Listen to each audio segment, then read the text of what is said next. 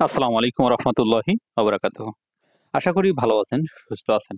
আজকে আপনাদের সামনে একটি সংবাদ পরিবেশন করব। সেটি হচ্ছে কেউ ষড়যন্ত্র করতে চাইলে কিছু করতে পারবে না, বললেন জামাতের আমির।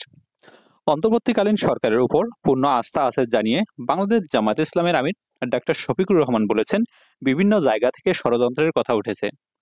কেউ সেরকম কিছু করতে চাইলেও জনগণের অপরিণত চাপে মুখে কিছু করতে পারবে না। রাষ্ট্রীয় ভবন যমুনায় প্রধান উপদেষ্টার সঙ্গে বৈঠকের পর সাংবাদিকের প্রশ্নের জবাবে তিনি একথা বলেন।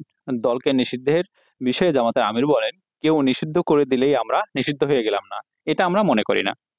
আওয়ামী লীগ সরকার শেষের দিকে অনেক ভুল কাজ করেছে, যেটার মাসুল হয়তো জনগণকে দিতে হবে। আন্দোলনকে ডাইভার্ট করার জন্য হঠাৎ করে জামাত ইসলামকে নিষিদ্ধ করে দেওয়ার ওই মতলব দেশের মানুষ বুঝে।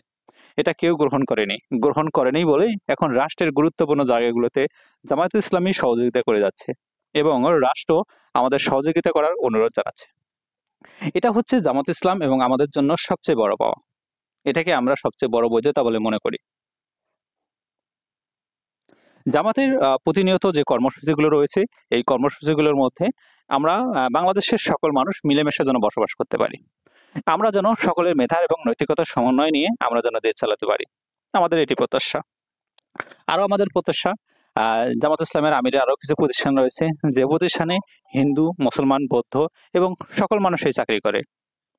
আসুন বন্ধুরা, আমরা এই দেশটাকে ঢেলে সাজানোর জন্য জামাত ইসলামের সাথে যে কার্যক্রমগুলো করে যাচ্ছে, আমরা সবাই একমত হয়ে এই কার্যক্রমগুলো করি।